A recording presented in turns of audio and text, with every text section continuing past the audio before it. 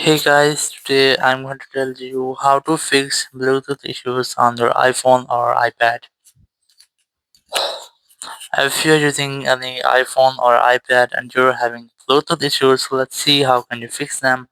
So the very first you have to try to enable and disable your airplane mode up to 4 or 5 times. This will make a quick refresh with all of your network settings including your Wi-Fi, cellular and Bluetooth.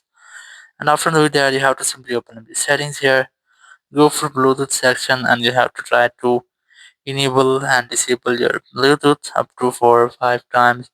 It will make a refresh with all of your Bluetooth settings, and then you have to try to search for devices here and try to connect or pair with any device. Or if you're still having the same issue that your device is not pending or not connected, so you have to make a software update. So go for general, go for software update, and you have to make sure that you haven't any beta update installed on your iPhone. If you have enabled your beta updates, so you have to try to disable your beta updates because beta updates are in developer section. So these may have errors, issues, and bugs like that which you cannot fix from your iPhone.